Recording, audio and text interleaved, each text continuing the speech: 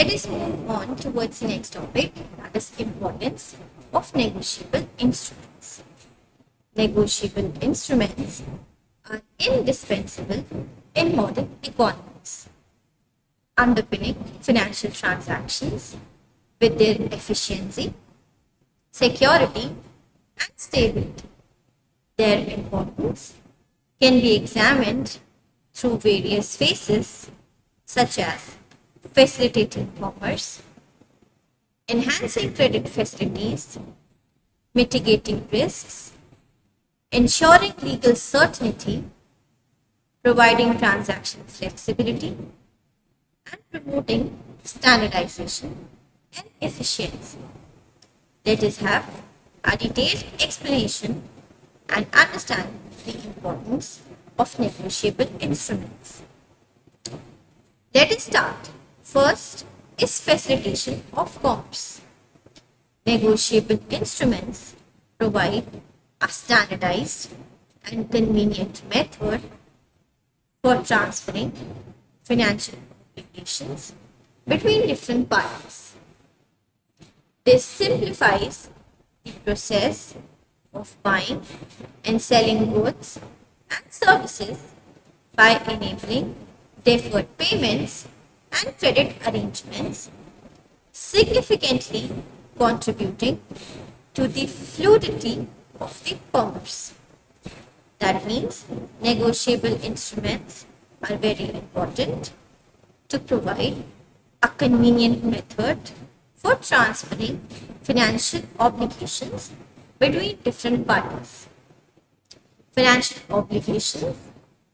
Fulfilling financial obligations simplifies the process of buying and selling or transfer of goods and services from the buyer to the seller. This can be done by enabling deferred payments and credit arrangements. This significantly contributes to the fluidity of commerce. That means trade and commerce can take place without any hindrances due to payments just because of negotiable instruments. This point further says and talks about standardization and convenience. First is streamlined transactions. That is, negotiable instruments like checks and bills of exchange offer a clear, standardized format that simplifies transactions. This ease of use is crucial for businesses and individuals alike, reducing the complexity of financial exchanges. That means we can use checks and bills of exchange that offer a clear and standardized format to simplify financial transactions. These are really easy and very crucial for businesses and individuals, and this reduces complexity of financial exchanges. Deferred payments enable and allow the buyers to receive goods and services immediately while promising payment at a later date. That means the goods and services can be received earlier than the payment because negotiable instruments are the orders to receive payment on a later date. This is especially beneficial for businesses managing cash flow. Let us talk about the economic impact of negotiable instruments. The first economic impact of negotiable instrument says that they have worked to enhance liquidity. That means by allowing deferred payments, negotiable instruments help businesses to manage their liquidity better. That means liquidity of resources or of payments can be managed better by using negotiable instruments. They can make purchases and pay suppliers without immediate cash outflow, optimizing their working capital. Liquidity can be enhanced or increased by not paying to the supplier immediately, because this will reduce the cash outflow and optimize their working capital. Next is increased trade volume. The ease and security provided by negotiable instruments encourage more trade and commercial activities, fostering economic growth. That means we can make easy and secure transactions with the help of negotiable instruments, and this encourages trade and commercial activities and also foster economic growth. Hence, we have seen a really positive impact of negotiable instruments as far as economy is concerned. That means negotiable instruments allow deferred payments. That means buyers can purchase goods and services and pay the suppliers without immediate cash flow, and the ease and security of transactions provided by negotiable instrument encourage more trade and commercial activities, and hence thereby fostering economic growth. Moving on towards the next topic is enhancing credit facilities. Enhancing credit facilities makes negotiable instruments a very important instrument in the economy. Promissory notes and bills of exchange are vital tools for extending credit. That means credit can be extended by using negotiable instruments like promissory notes and bills of exchange.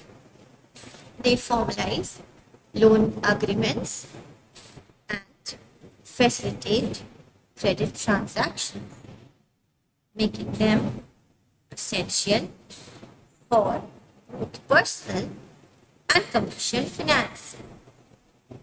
In other words, or in a very simple language, it can be said that loan agreements and credit transactions are facilitated by promissory notes and bills of exchange. Loan transactions or financial credit transactions can be both commercial and for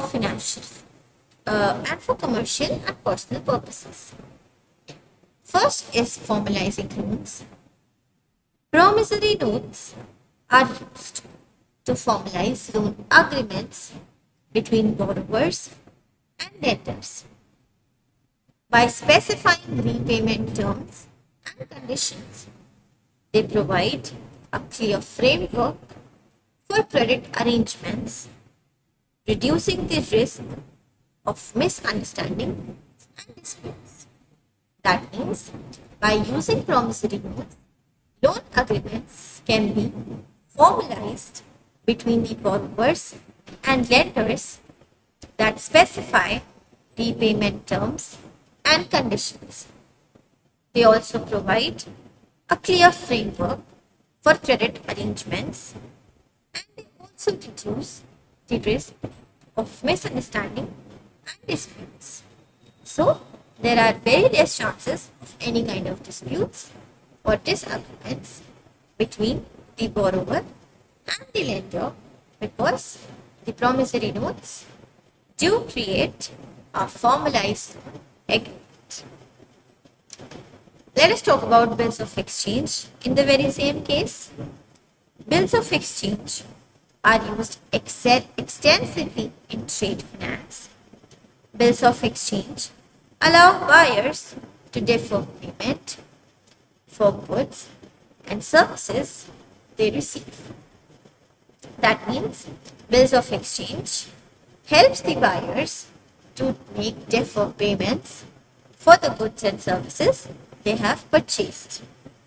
Sellers receive a written promise of payment which can be used as a financial asset or for further financing. That means bills of exchange conduct the smooth flow of payments from the buyers to the seller in a deferred form. Sellers receive a written promise of payment that can be used by them as a financial asset or further financing. Sellers can use bills of exchange to get loans or to have credit facilities from various financial institutions like banks. Bills of exchange, promissory notes, and other negotiable instruments also help to support economic activities. They do support economic activities by giving access to the buyers and sellers to credit facilities. Let us understand this concept briefly. That means negotiable instruments make it very easy for the businesses as well as the individuals to access credit facilities. That means credit facilities can be easily accessible by using negotiable instruments like bills of exchange and promissory notes.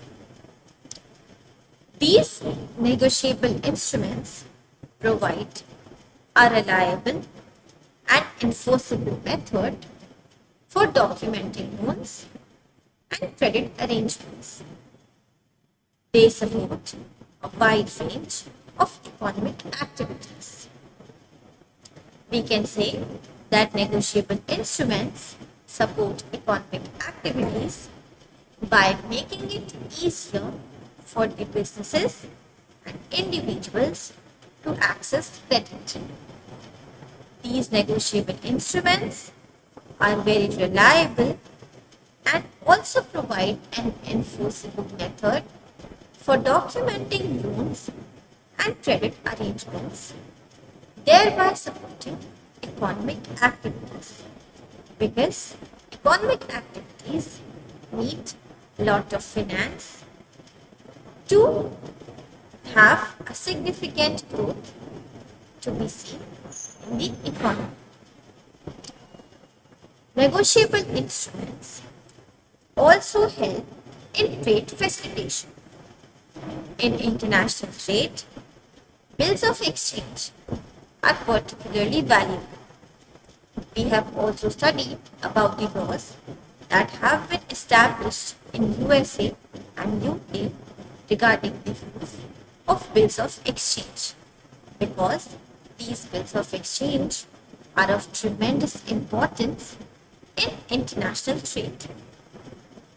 Bills of exchange provide a secure method for exporters to ensure that they will receive payment even when dealing with unfamiliar foreign buyers.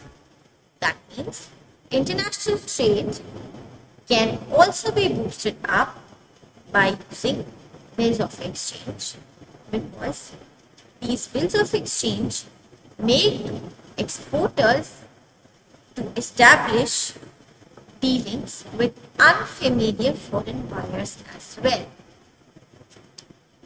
Next is risk mitigation.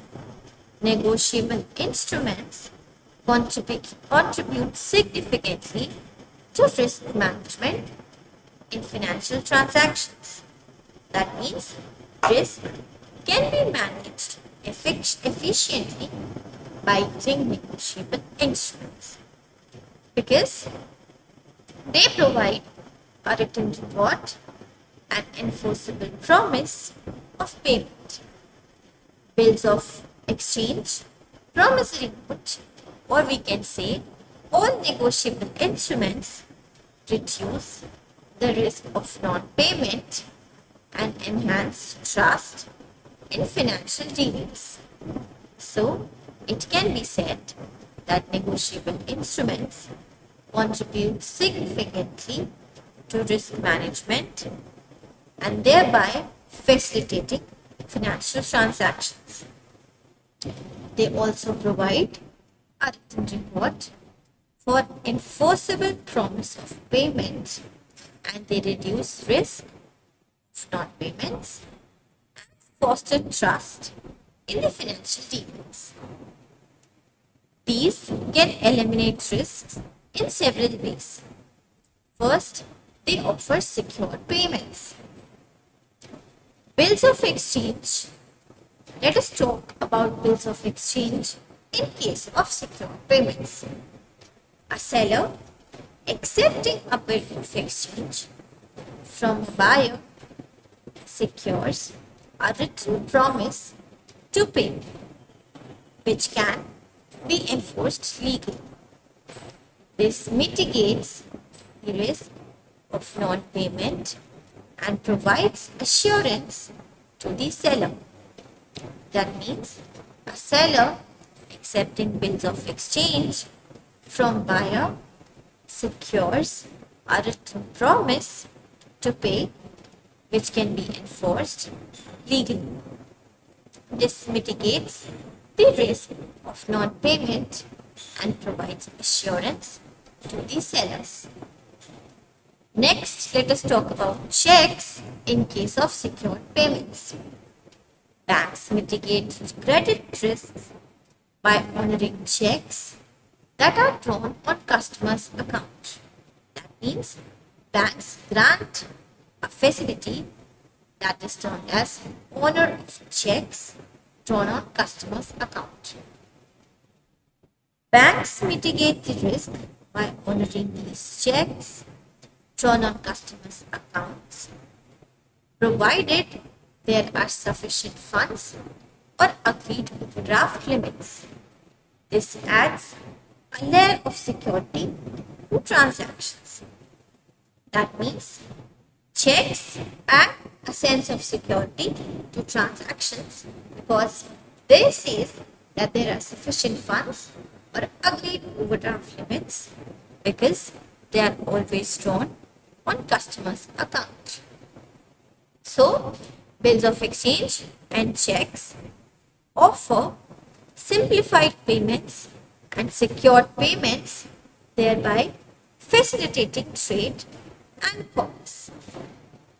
Now, let us talk about another factor that mitigates risk, that is, negotiable instruments enhance confidence because they foster trust in transactions.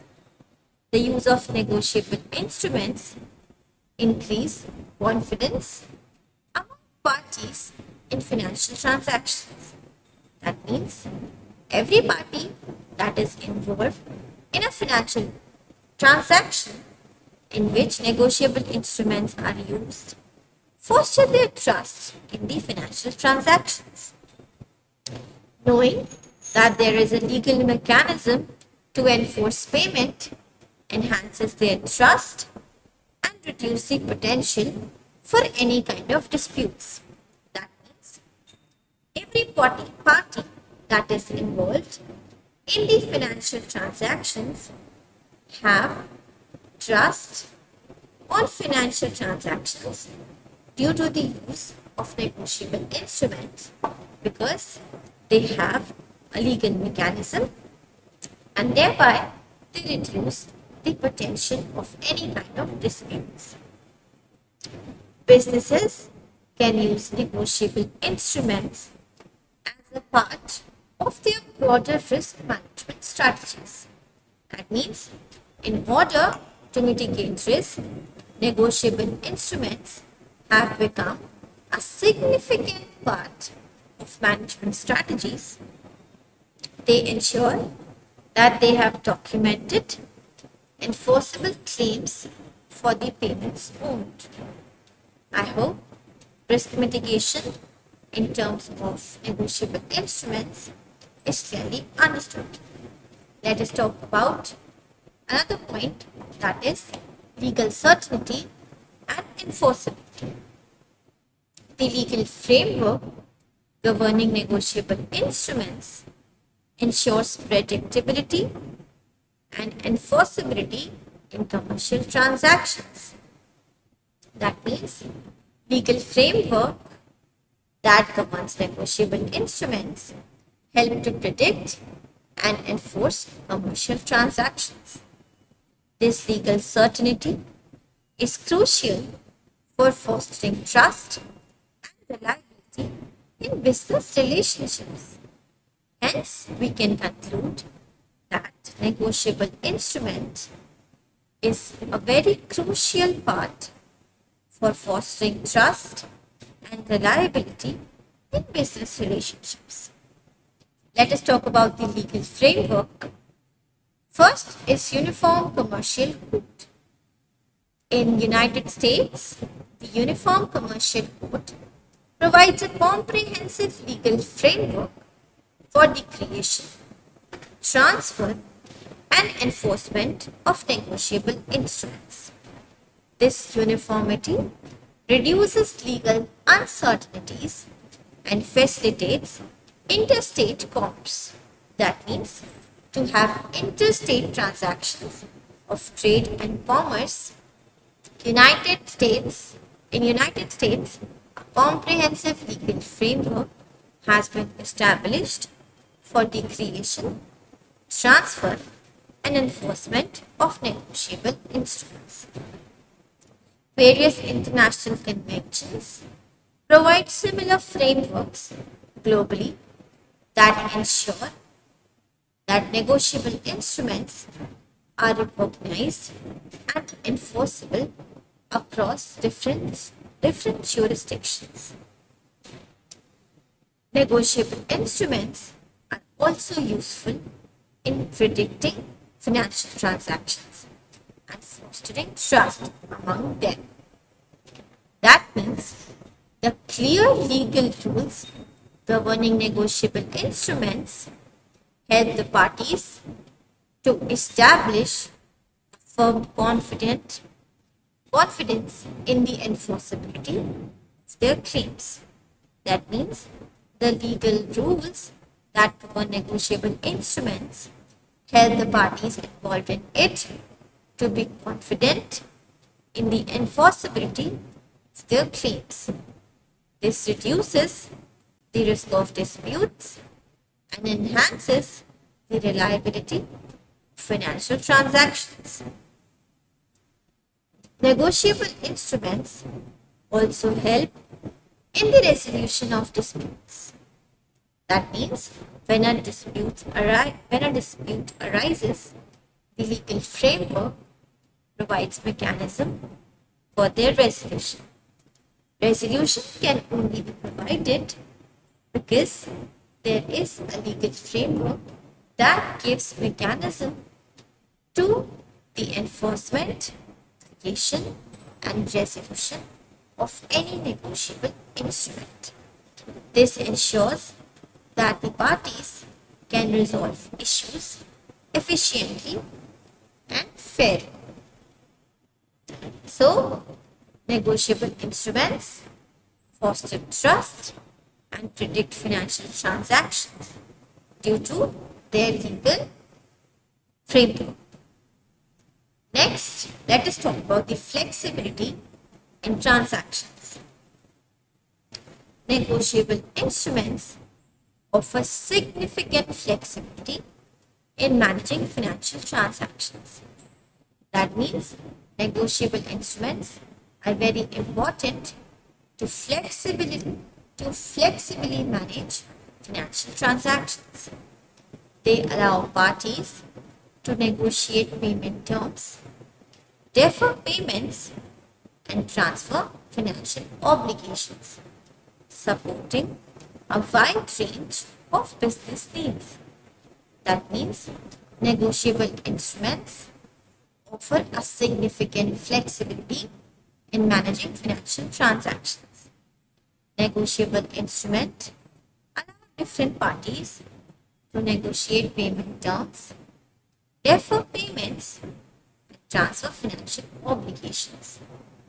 These support a wide range of business needs. Let us talk about negotiable payment terms.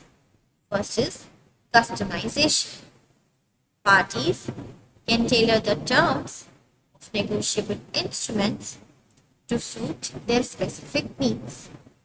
For example, they can negotiate the amount, due date, and conditions of payment, making them versatile tools for various financial arrangements. That means parties can customize the terms of negotiable instruments as per their needs and requirements.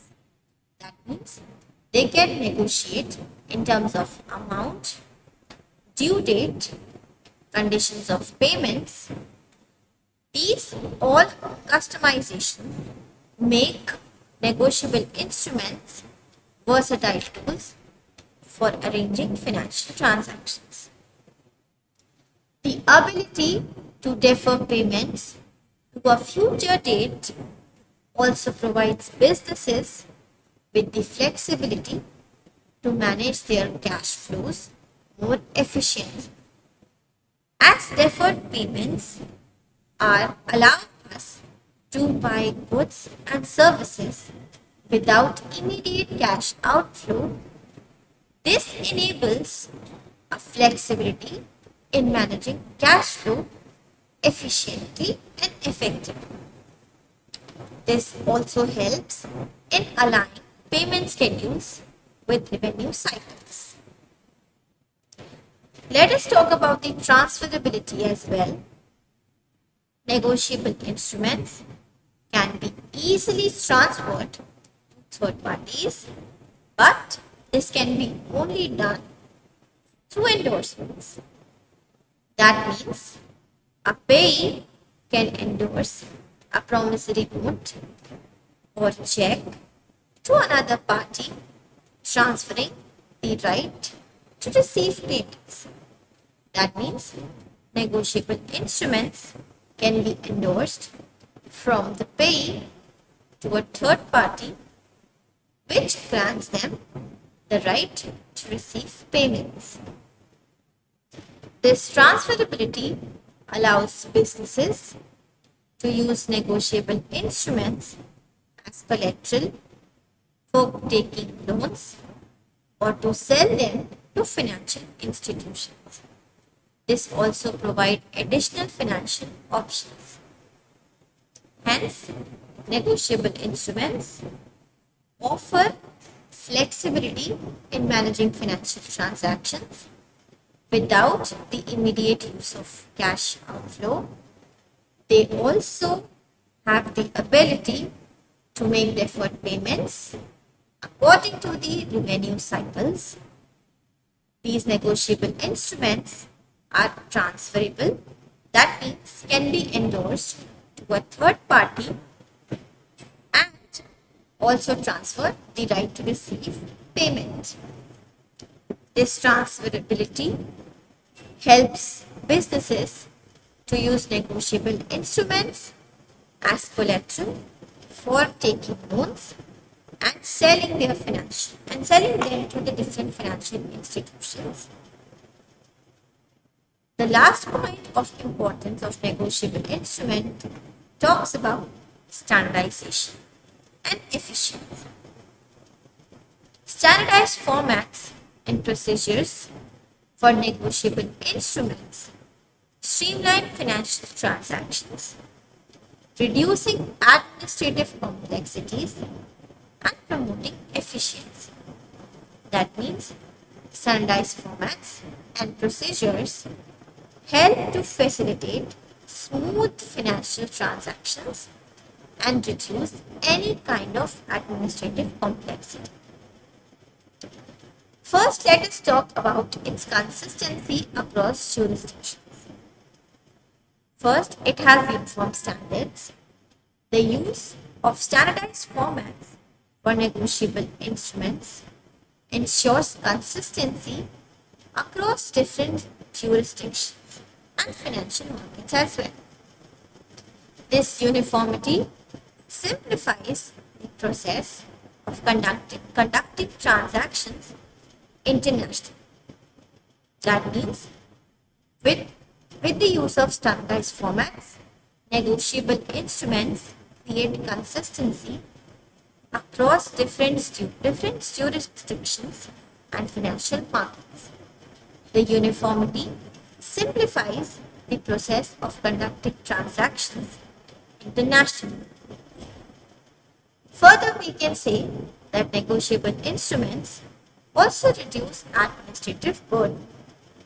Standardized procedures reduce the administrative burden associated with creating, endorsing, and transferring negotiable instruments, making financial operations more efficient.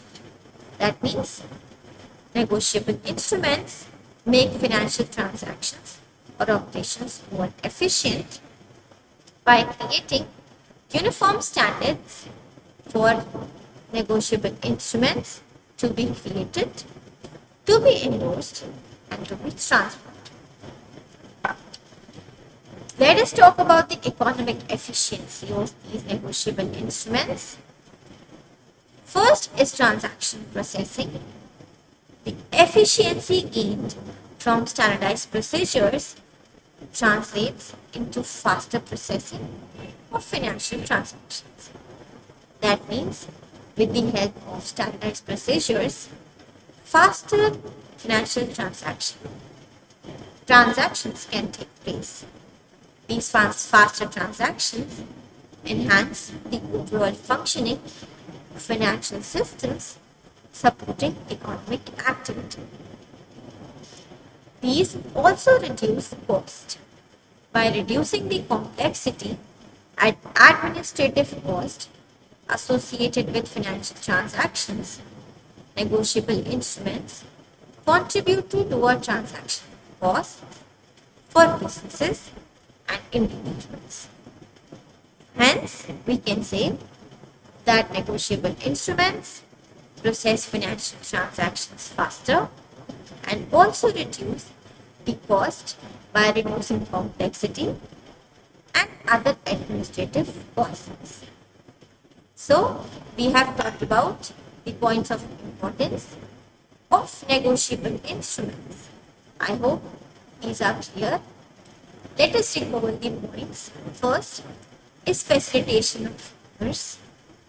Second is enhancing credit facilities. Third is risk mitigation. Fourth is legal certainty and enforceability. Fifth is flexibility in transactions. And the last is standardization and efficiency.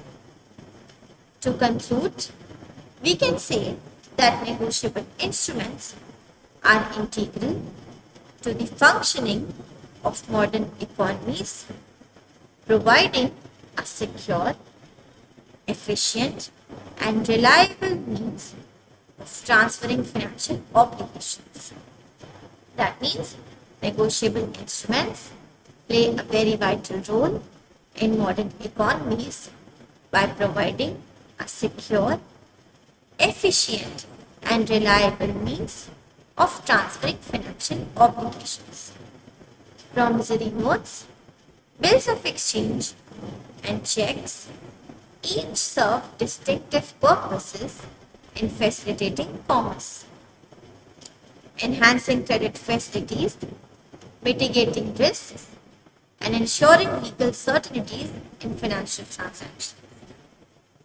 The importance of bills of exchange, promissory note, and checks or any negotiable instrument is evident because we can clearly see their role in supporting trade, enabling credit arrangements, managing risks, and promoting efficiency in financial markets worldwide. Negotiable instruments contribute to economic stability and growth by fostering trust, facilitating financial transactions, and supporting diverse economic activities.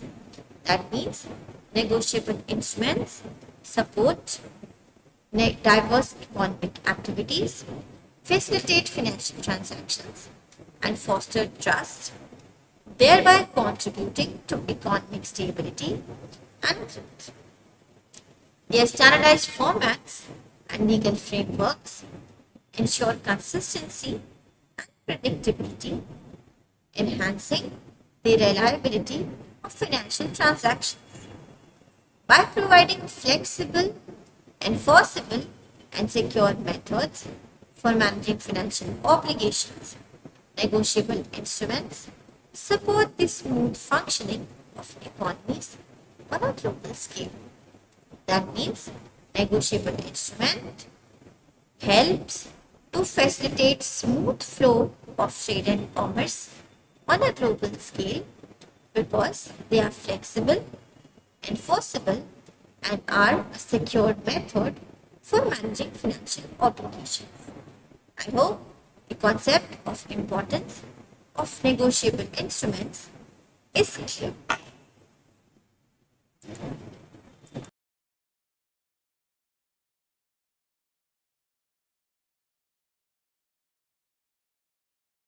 Moving on further, let us talk in detail about various negotiable instruments. As we have already discussed that there are three types of negotiable instruments which we are going to study in detail. That is bill of exchange, promissory note, and checks. We have briefly read about all these three negotiable instruments. Now, let us talk about the first negotiable instrument, that is bill of exchange, in detail. Let us first talk about its meaning and definition. What do you understand by a bill of exchange? A bill of exchange is a fundamental financial instrument that plays a crucial role in facilitating trade and commerce, but both domestically and internationally. It serves as a written order issued by one party, known as the drawer, to another party, known as the drawee. The drawee is typically a debtor who owes money to the drawer, and the bill of exchange mandates the drawee to pay a specific sum of money to a third party called the payer. This instrument is used to formalize financial transactions and ensure that payments are made promptly and securely. That means any instrument that is a fundamental financial instrument plays a crucial role in facilitating trade and commerce, that is both international as well as domestic trade. This serves as a written order issued by one party. The party that issues the written order is known as the drawer, and the written order is called the bill of exchange. The drawer draws the bill of exchange to another party, that is known as the drawee, who is typically a debtor who owes money to the drawer. The bill of exchange mandates the drawee to pay a specific sum of money to a third party. That means drawee has to pay the sum mentioned in the bill of exchange to a third party who is termed as the payer. This instrument is used to formalize financial transactions and ensure the payments are made promptly and securely. That means bills of exchange offer prompt and secure payments. Now, let us discuss the features of bill of exchange. First is parties involved. There are three parties involved in bill of exchange. The first party is known as the drawer. The drawer is the party who creates and issues the bill of exchange. That means if I am creating a bill of exchange, I become the drawer. Typically, this is the seller or the creditor who expects to receive payment from the drawee. That means the one who draws the bill of exchange has the right to expect payment from the drawee. The drawer initiates the bill detailing the amount to be paid along with the due date. That means the drawer mentions every detail on the bill of exchange, right from the amount to be paid to the due date. The drawer's role is crucial as they define the terms of financial obligations. That means drawer has a very important role in creating bill of exchange because drawer is the one who clearly defines the terms of financial obligations. The second party is the drawee. The drawee is the party upon whom the bill of exchange is drawn. This is the debtor or the buyer who is obligated to make the payment specified in the bill to the payer. That means the one to whom or upon whom the bill of exchange is drawn is known as the drawee.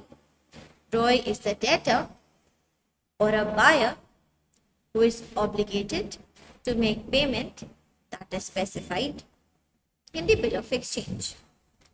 The drawee's acceptance of the bill is essential because after the acceptance, it becomes a binding financial obligation. That means if I am the drawee of the bill of exchange, I have to accept the bill, and after accepting, I would be bound for that financial obligation.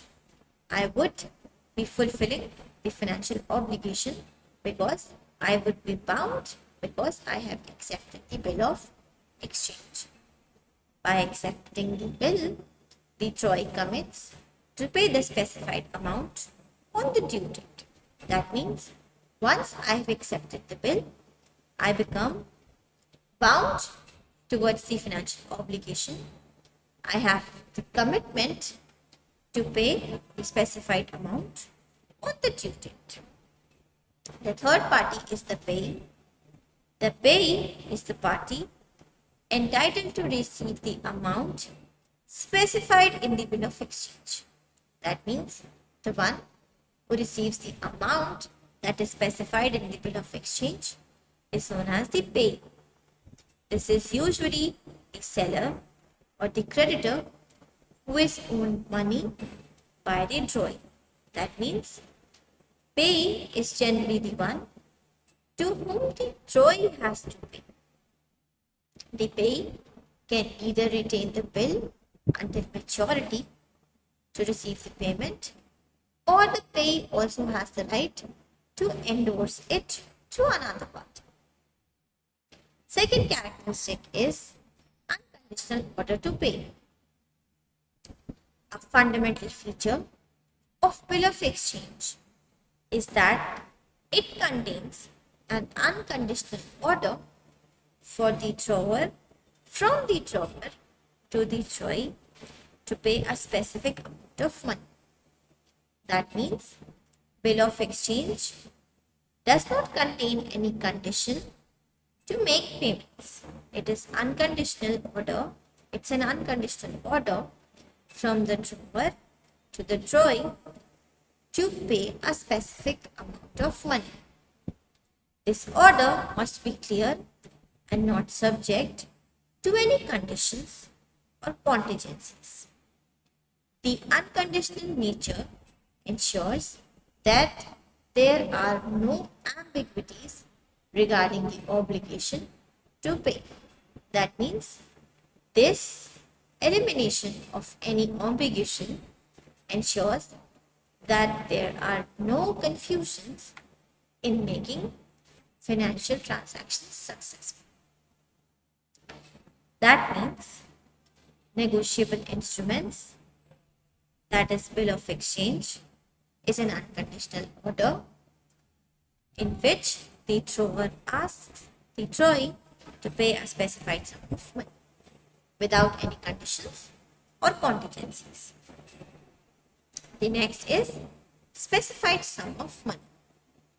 The amount of money to be paid is clearly stated in the bill of exchange in both numerical and written forms. That means the amount to be paid should be clearly mentioned in the bill of exchange for the ones who has to receive it. It should contain both the numerical and the written forms. This dual representation ensures clarity and prevents misunderstandings regarding the amount owed. That means the numerical as well as the written form ensures clarity and also prevents misunderstanding regarding the amount to be owed. The specified sum must be exact and not open to interpretations, ensuring that all parties are aware of the precise financial obligations.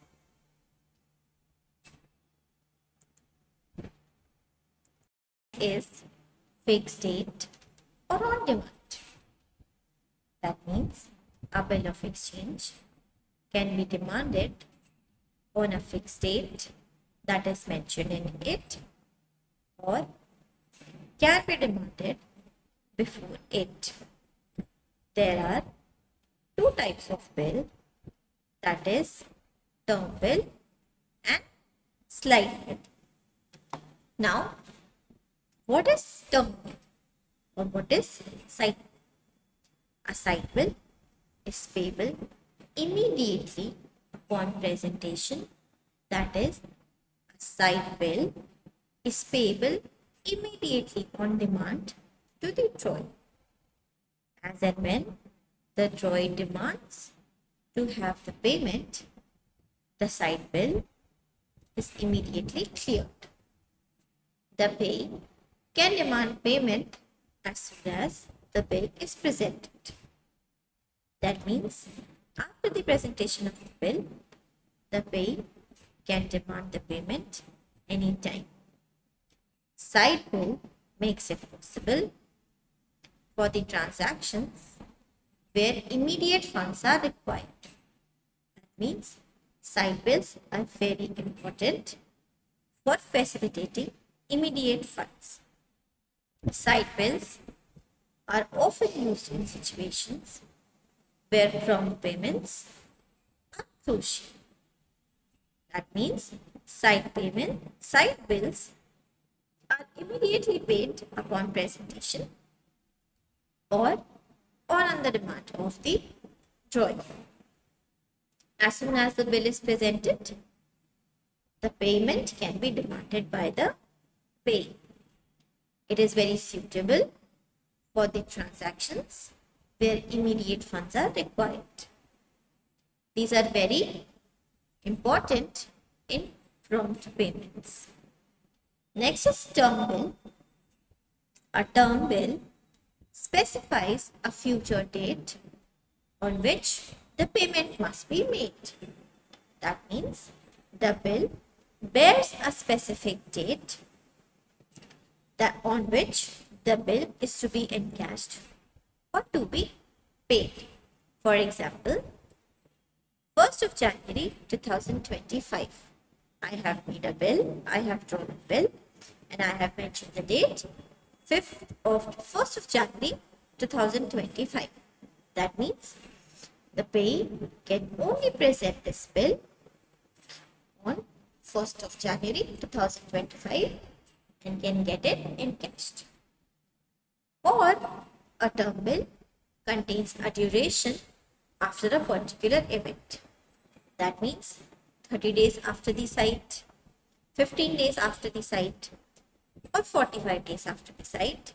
It can be a particular defined period. That means term bill either contains a specific date or it contains a duration after a particular period.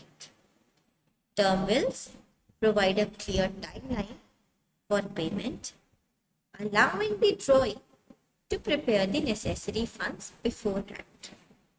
That means the difference between term bill and side bill is that a term bill cannot be immediately payable as it contains a specific date or a duration after a particular event.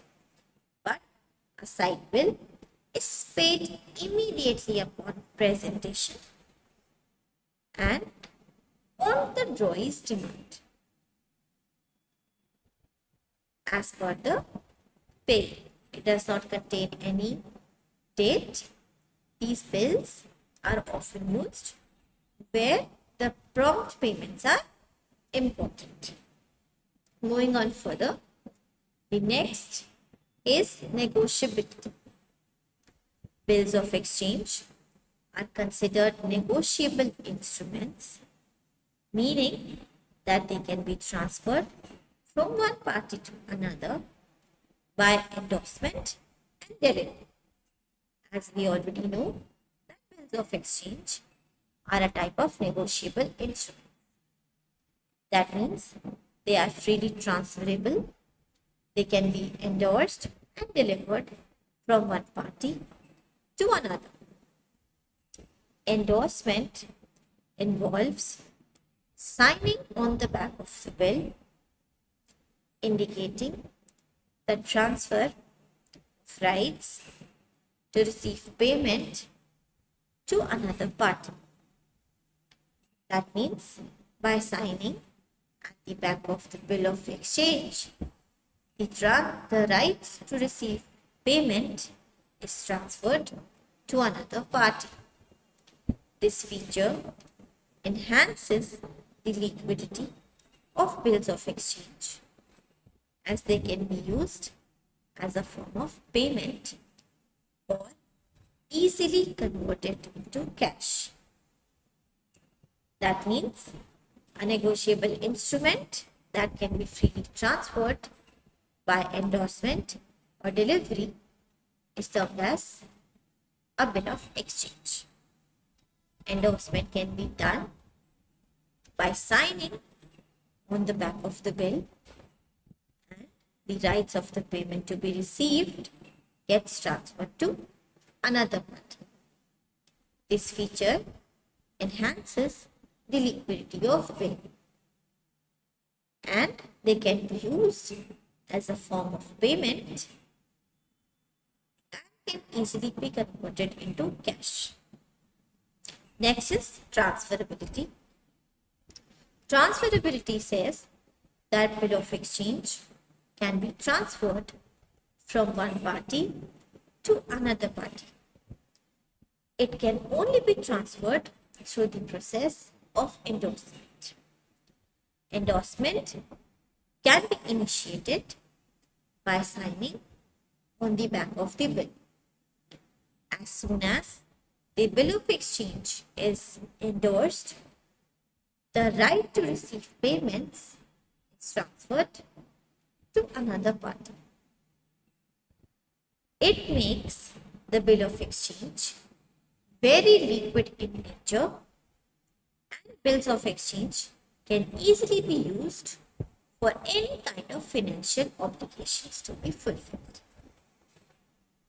Moving further, the next point is acceptance by drawee. Upon presentation of the bill of exchange, the drawee has the option to accept it. That means only after the presentation, the drawee gets the option to accept the bill of exchange. As soon as the bill is accepted, the drawee becomes liable towards the payment. Acceptance is indicated by a drawee signing across the bill signifying their commitment to honor the payment obligation. That means when a drawee accepts the bill, it signifies the commitment to honor the payment obligation. Acceptance is crucial for term bills because it confirms the drawee's willingness to pay at maturity. That means when a term bill is drawn, the drawee has to accept it to confirm that he is willing to make payment on the maturity date. For the side bills, acceptance is not necessary because these are directly paid immediately upon presentation. Hence, we can say that acceptance of the drawee makes the drawee bound towards the payment obligation and to honor it. Acceptance is necessary for term bills as it confirms the willingness to pay at the maturity date, but acceptance is not required in case of side bills. Next is payment guarantee. When the drawee accepts the bill of exchange, they become legally obligated to honor the payment obligation that is specified in the bill. That means when a bill is accepted by the drawee, he becomes legally obligated to honor the payment obligation as specified in the bill. He is liable and bound to pay the specific amount. The acceptance of bill of exchange provides assurance to the payer that payment will be made according to the agreed terms. That means as soon as the acceptance is provided, the payer assures that the payment will be made according to the agreed terms. The legal obligation of the drawee upon acceptance underpins the security and reliability of the bill of exchange. That means it is legal, and once the drawee becomes legally obliged, the security and reliability of the bill of exchange is also increased. Next is legal framework and protection. Bill of exchange are governed by specific legal reg and framework and regulations in various jurisdictions. For example, this we have already discussed earlier, that in United States, the Uniform Commercial Code UCC provides rules regarding the creation, endorsement, transfer, acceptance, and enforcement of the bill of exchange. That means there are specific code of conduct for the creation, endorsement, transfer, acceptance, and enforcement of bill of exchange. These legal frameworks ensure the validity and enforceability of bill of exchange in commercial transactions. That means with these legal frameworks, the bill of exchange becomes valid and there is an enforceability in the commercial transaction. This legal framework provides clarity and protection to the parties who are involved. Internationally, conventions such as Geneva Convention on Bill of Exchange and promissory notes provide a unified legal framework. This unified legal framework facilitates cross-border trade by ensuring that bill of exchange are recognized and enforceable in different jurisdictions.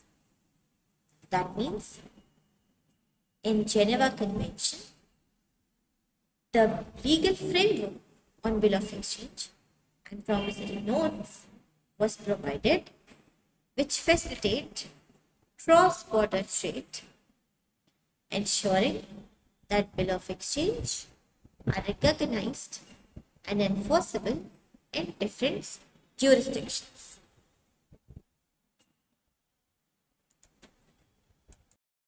Let us now study these features in detail. We have discussed these features in brief. Now, let us study these things about detail. Moving on towards the first feature was parties involved. Now let us talk about the drawer's rules and responsibility. The drawer's primary responsibility is to issue the bill of exchange with all necessary details. The necessary details include the amount to be paid, the rate of payment, and the payer's name. The drawer must ensure that the bill is free of errors and any ambiguity, as any discrepancies can lead to disputes or delays in payments. Hence, the drawer's primary responsibility is very important. That starts from the issuing of bill and with all the necessary details, that is amount to be paid, the date of payment, and the name of the payer. The drawer should look keenly into the bill while forming it, that it should be free of errors and any sort of confusions, because any kind of discrepancy will lead to disputes or delays in the payment. Next is drawer's responsibility. The drawer's acceptance of the bill transforms it into a legally binding obligation.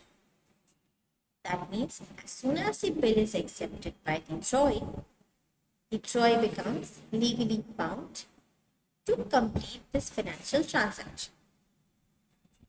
The drawer must ensure that they have the funds available to honor the bill upon maturity. In international trade, the drawer might be required to provide additional security or guarantees to the drawer. In domestic trade, this sort of situation is yet not compulsory. But in international trade, the drawer, in most cases, is required to provide additional security and guarantees to the drawer. The responsibility of the drawer says that after the acceptance of the bill, the drawer is legally bound to fulfill the financial transaction. He must ensure that sufficient funds are available to honor the bill upon the maturity. Next, the payer's rights and options. The payer is the one who receives payment as specified in the bill. They also have the options to endorse the bill to another party, thus transferring the right to payment. That means the payer can receive payments or has the option to endorse the bill to another party, thus by transferring the right to payment. This flexibility allows the payer to use the bill as a financial instrument to manage cash or as collateral for financing. That means payer's rights are flexible and he has options either to receive money or to endorse the bill to the third party. Flexibility allows the payer to use bill financial instrument to manage the cash flow, or the bill can be used as collateral for financing. I hope the roles and responsibilities of all the parties is clear. Next is unconditional order to pay, the unconditional nature of the payment. Order is critical in maintaining the trust and reliability of the bill of exchange. That means the bill of exchange is trustworthy and reliable because of its unconditional nature of the payment order.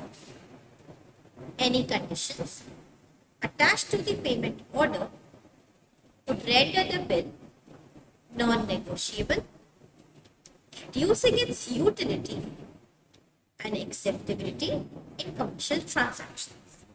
That means if it would not be an unconditional order, it would not be negotiable, and its utility and acceptability in the commercial transactions would also be reduced. Next is specified sum of money.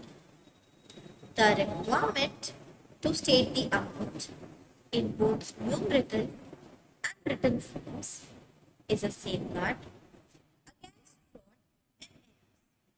That means, in order to avoid any sort of frauds or errors, the amount is mentioned in both numerical as well as in written forms. This ensures that the amount is clear and does not contain any ambiguities. This is a vital role. This has a vital role in the enforceability of the bill. This practice reduces the risk of disputes over the amount to be paid because the amount is written both in numerical and written. Next is fixed time or on demand. The bill of exchange can either be demanded from the by the drawing or the paying, or can either be containing a fixed date. There are two types of bills, as we have already discussed, that is term bills and side bills. Side bills offer the advantage of immediate payments, that is a crucial part in transactions requiring quick settlements. That means the transactions where quick settlements are required, side bills are used. The feature of side bills that contains the immediate payments is commonly used in perishable goods or in transactions where the seller demands prompt payment upon delivery. That means side bills are used in perishable goods trade or in the transactions that require prompt payment just after delivery. Term bills are useful for managing future payments, providing both the drawer and the drawee with a clear timeline for financial planning. That means a specific date that is mentioned will help you, both the drawer and the drawee, to have a clear timeline for financial planning. This feature is particularly beneficial in international trade, where goods are often shipped long distances and payment is deferred until delivery or inspection. That means, in order to manage future payments, term bills are used, and term bills also provide a clear timeline for financial planning to both the drawer and the drawer. Next is the negotiability. Negotiability of bills is a cornerstone of the utility in commerce. That means when the negotiable instruments or bill of exchange is negotiable, it increases its utility in trade and commerce. Negotiability is a feature that allows bills to circulate freely as financial instruments. Negotiability also provides liquidity and also facilitates trade.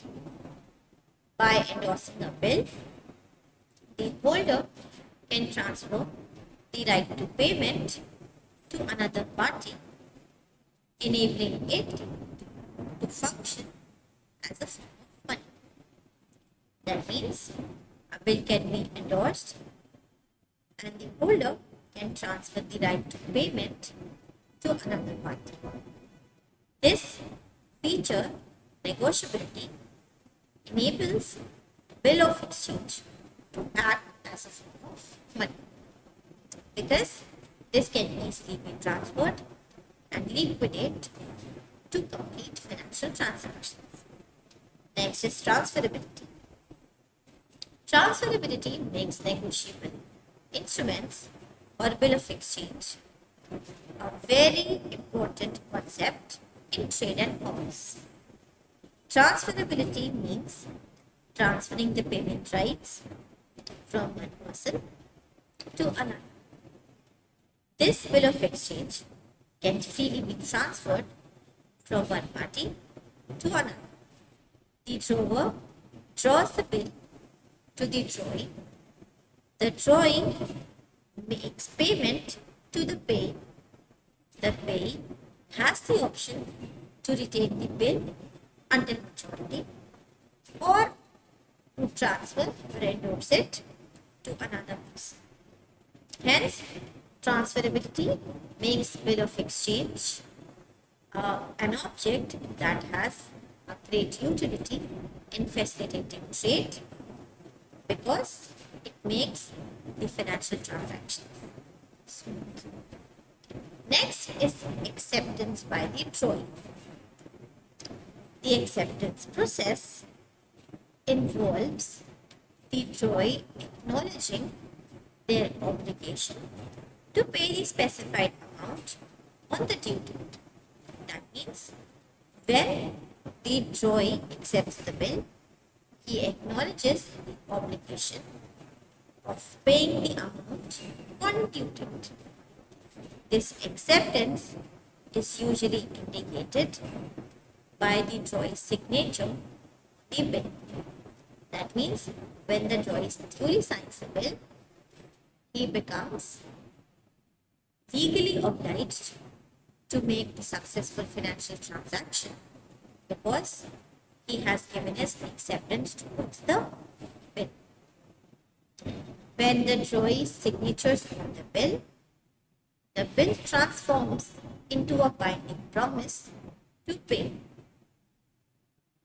Acceptance by the drawee provides the payee with a guarantee of payment, enhancing the bill's credibility. That means when the bill is duly signed, it provides the guarantee of payments. This signature also enhances its credibility. This process also allows the drawee to confirm the terms and conditions of the bill, ensuring that there are no misunderstandings. That means to avoid any sort of misunderstandings or confusion, the bill or the drawee has to confirm all the terms and conditions of the bill. Next is legal framework and protection. The legal framework governing bills of exchange provide a structured and reliable environment for their use. These frameworks ensure that bills are valid, enforceable, and recognized across different jurisdictions. facilitating their trade in both domestic and international trade. Then regulation and conventions. In addition to laws such as OCC in the United States, international conventions like Geneva provide a harmonized legal framework ensuring that bills of exchange are treated consistently across borders. To conclude, the features of bill of exchange make it an essential tool in the world of finance and commerce.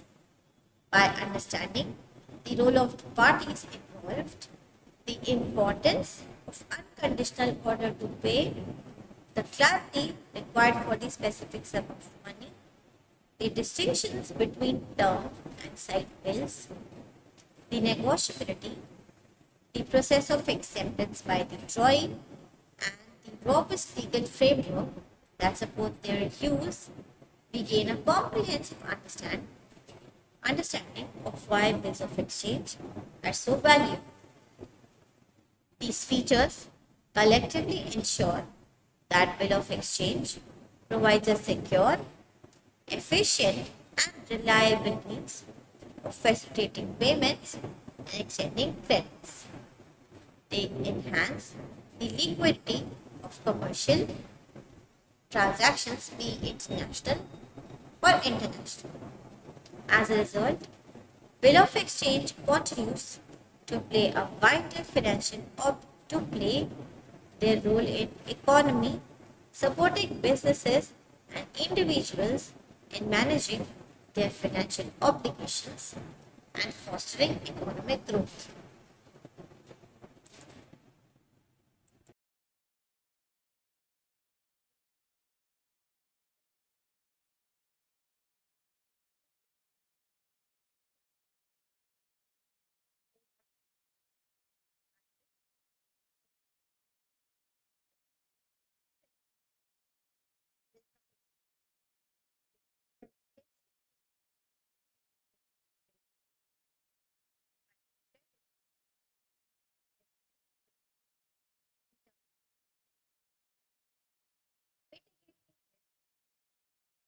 They are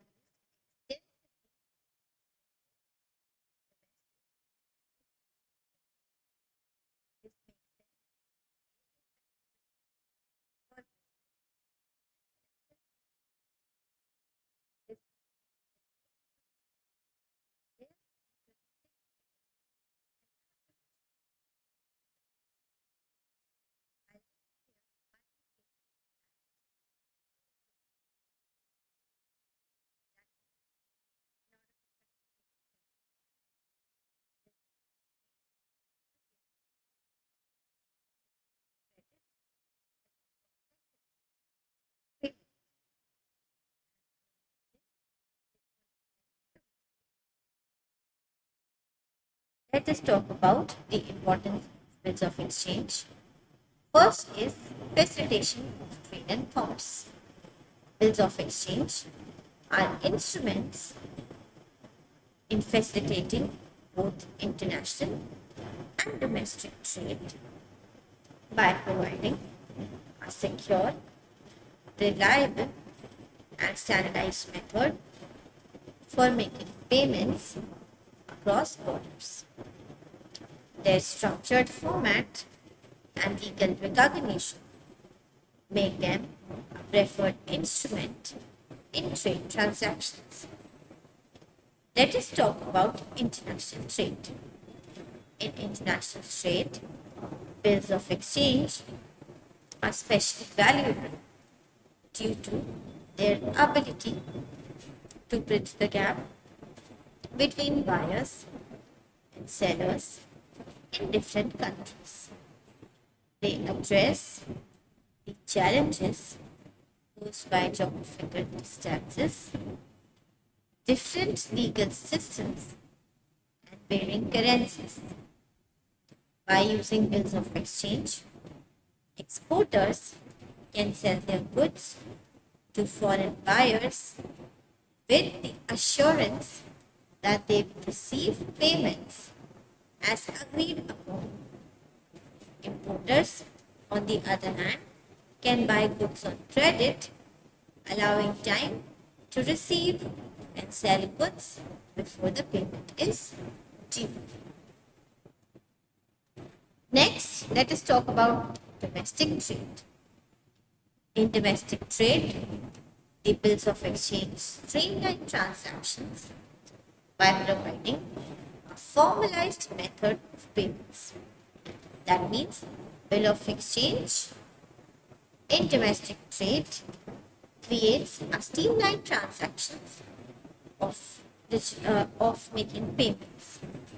They help businesses to manage their cash flow effectively by allowing deferred payments, reducing the intermediate financial burden on buyers, while ensuring sellers receive payments within a specific lifetime. That means bills of exchange streamline transactions by providing formalized method of payment. This method helps businesses to manage their cash flow effectively. Deferred payments also reduce the immediate financial burdens on the buyer while ensuring sellers receive payment within a specified time. Next is credit instrument.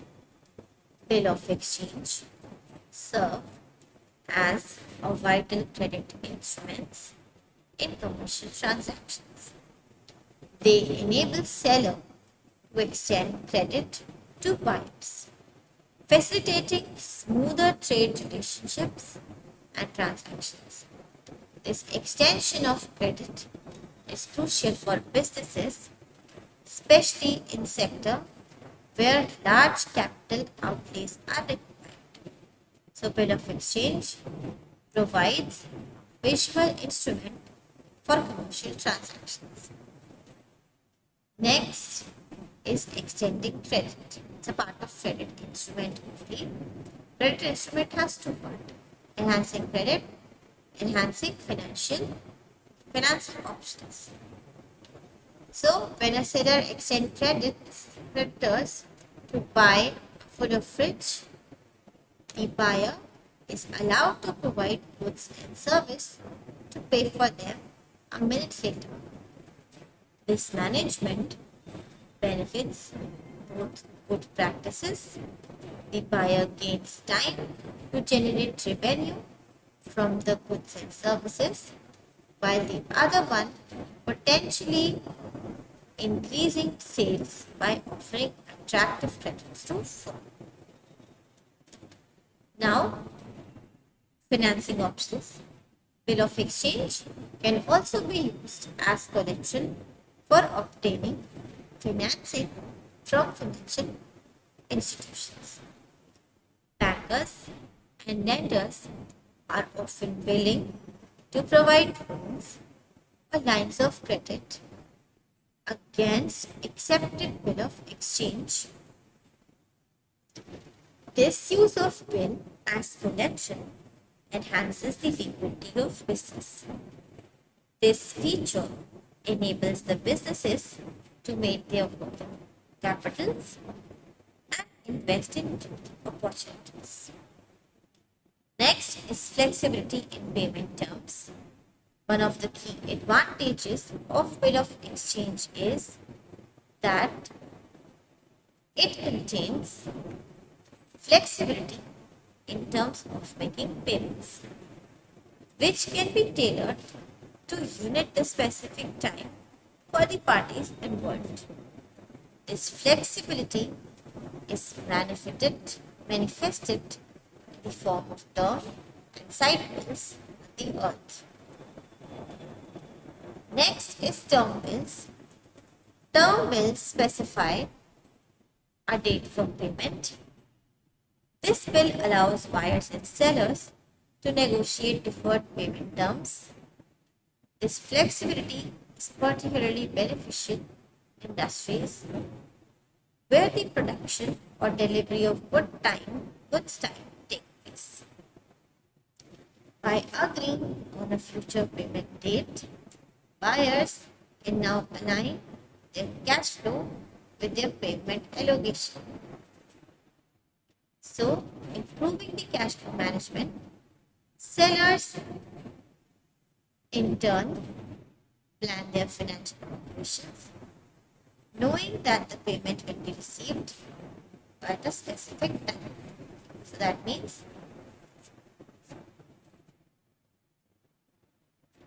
term bills, buyers and sellers to negotiate deferred payment terms.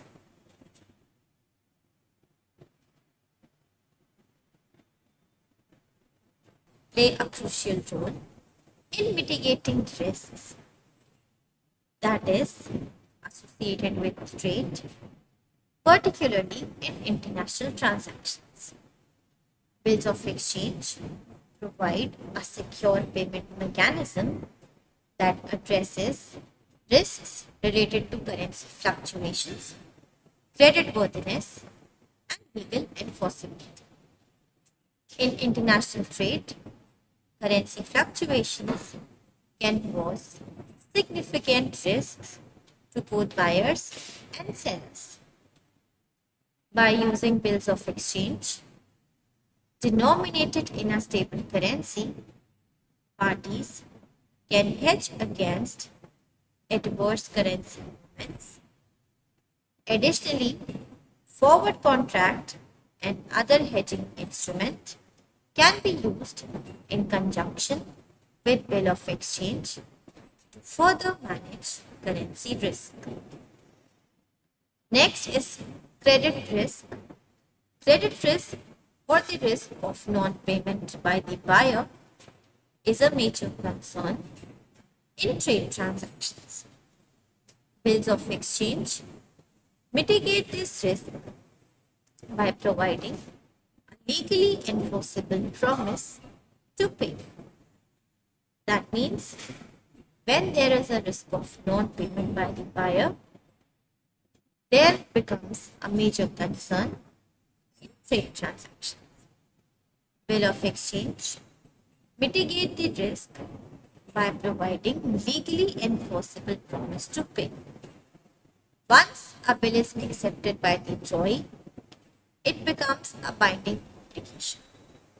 If the drawee fails to honor the bill upon maturity, the payee has legal recourse to recover the fund.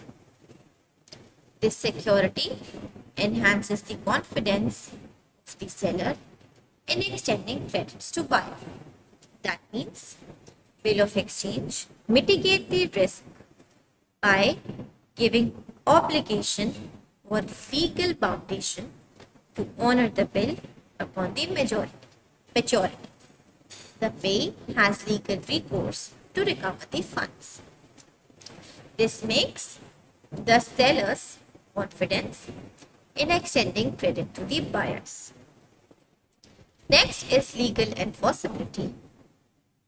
The legal framework governing bills of exchange ensure that they are recognized and enforceable in the court of law.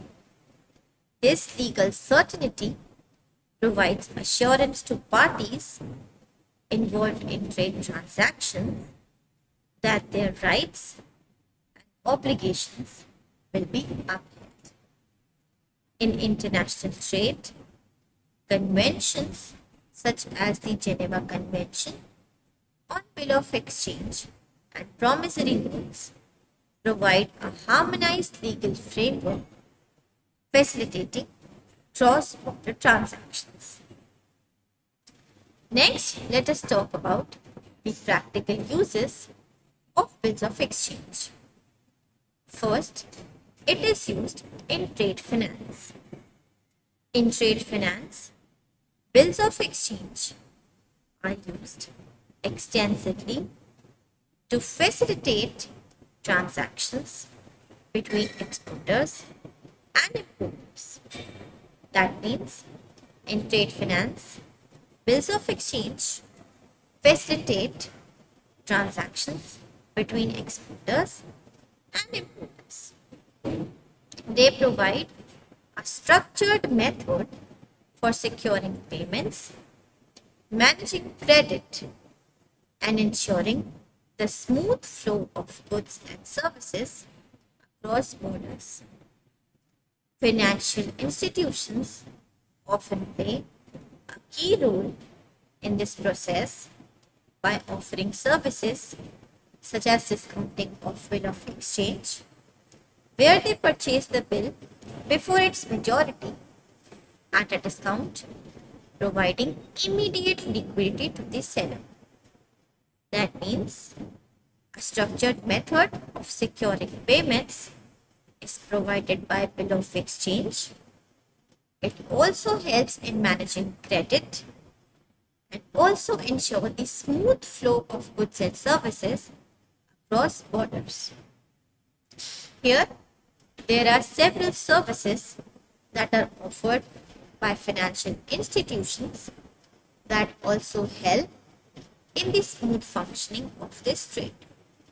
These services include discounting of bills of exchange and where they purchase the bill before its maturity at a discount. Next is supply chain management. Bills of exchange are also used in supply chain management to contribute or coordinate payments between various parties involved in the production and distribution of goods. That means supply chain management helps to line up payments between various parties involved in the production and distribution of goods. By using bills of exchange, suppliers can extend credit to manufacturers and manufacturers can in return extend credit to the retailers. This chain of credit ensures that each party has the necessary funds to continue their operations without any interruption. That means supply chain management uses bills of exchange to coordinate between different parties. By using bills of exchange, suppliers can extend credit to manufacturers. Manufacturers in return can extend credit to the retailers. This is the chain where each party should have sufficient funds to continue without interruption. Next is corporate finance. In corporate finance, companies use bills of exchange to manage their receivable and payable efficiently. This can issue bills of exchange to suppliers and receive them from customers, creating a structured approach to managing cash flow. Additionally, companies can use accepted bill of exchange as collateral to obtain short-term financing from banks, improving their liquidity position. Hence, we can say that bills of exchange are used in corporate companies to manage receivables and payables. Bills of exchange can be issued from customers and can be received from customers, creating a structured approach to managing cash flow. Next is international trade documentation. In international trade, bills of exchange are often used in conjunction with other trade documents. That means for international trade to take place, bills of exchange are used in conjunction with other trade documents such as letters of credit and shipping documents. This combination provides a comprehensive framework for securing payment, ensuring the delivery of goods, and resolving disputes. For instance, a letter of credit issued by the buyer's bank guarantees payment to the seller upon presentation of specific documents, including an accepted bill of exchange. To conclude, we can say that bills of exchange are indispensable tools in modern commerce, providing a secure, efficient, and flexible methods for facilitating trade, extending credit, and managing risks. Their importance is underscored by their ability to enhance liquidity and provide legal certainty, and also support smooth functioning of both domestic as well as international trade. By offering standardized payment terms, mitigating risks, and serving as reliable credit instruments, bills of exchange play a crucial role in global economy. The significance of bills of exchange extends beyond their immediate use in individual transactions. They conclude or contribute to overall stability and efficiency of financial markets by providing a reliable mechanism for transferring financial obligations. Their role in facilitating trade, extending credit, offering flexibility in payment terms, and mitigating risks makes them vital components of financial infrastructure. As businesses continue to operate in an increasingly interconnected and globalized world, the importance of bills of exchange in supporting economic activities and fostering trade relationships cannot be overstated. I hope the importance and uses of bills of exchange is clear. Before moving on further, let us discuss about the basic definitions of all the parties that are involved in bill of exchange. In a bill of exchange transactions, several parties play distinct roles with each specific responsibilities and obligations. Understanding these parties is very essential for comprehending how bills of exchange facilitate financial transactions. Here are the key parties involved. First is the drawer. The drawer is the party who creates and issues the bill of exchange. Typically, the drawer is the creditor or seller who expects to receive payment from the drawee or the buyer. That means the person who creates and issues the bill of exchange is known as the drawer. The role of the drawer is to initiate the bill by drafting and signing it.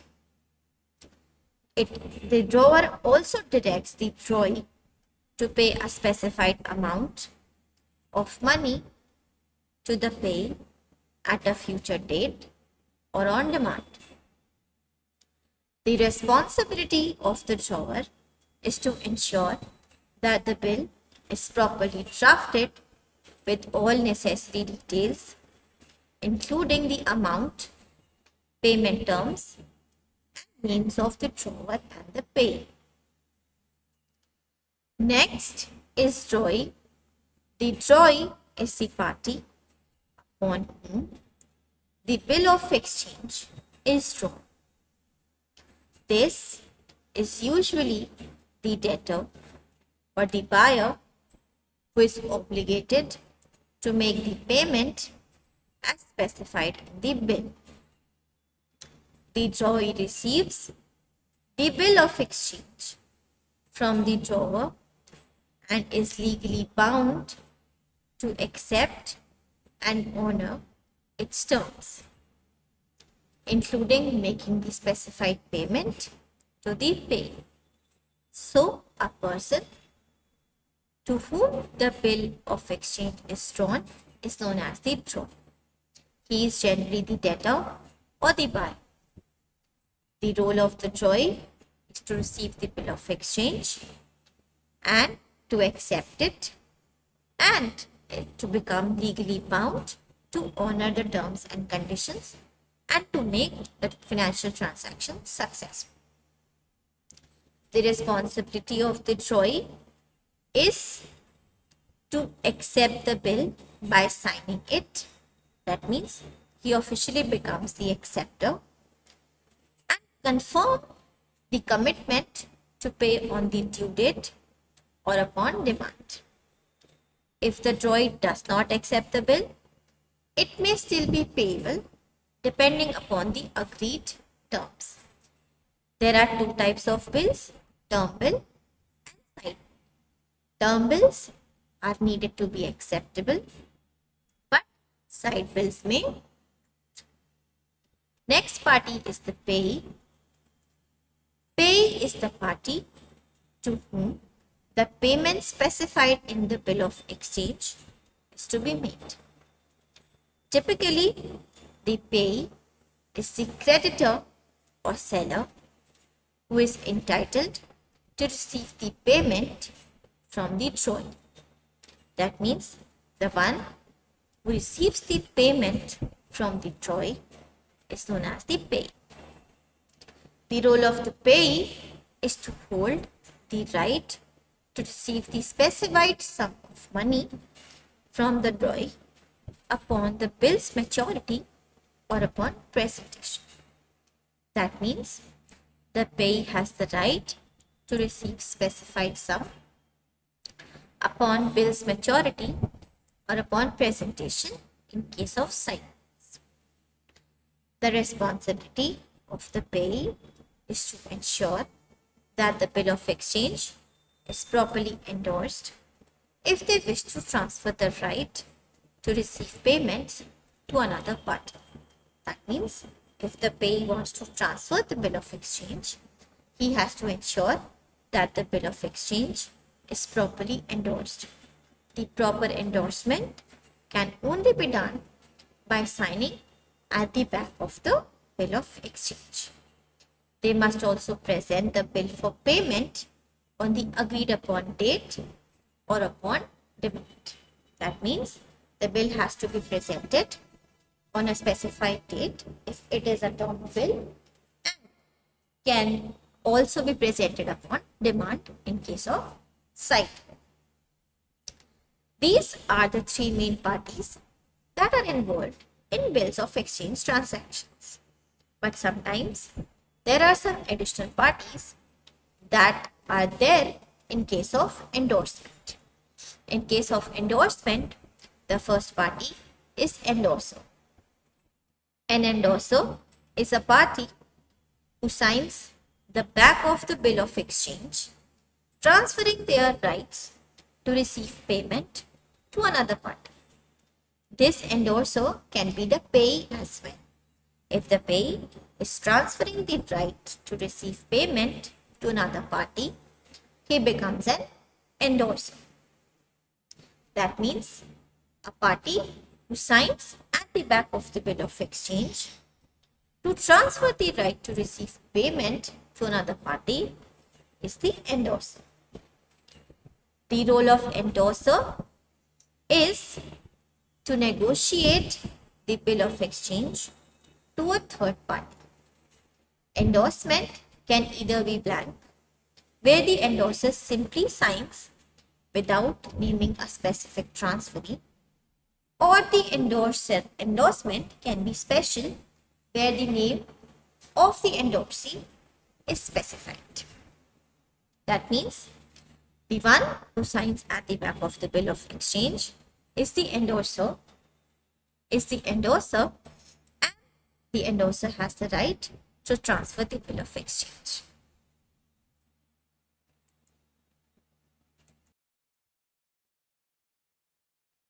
Next, to whom the rights to receive payment under the bill of exchange are transferred through endorsement.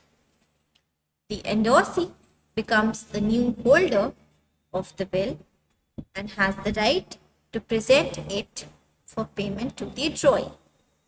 That means the one who receives the bill after the endorser signs at the back is the endorsee. Let us understand this thing better with an example scenario. Suppose in India sells goods to a clothing retailer in Japan.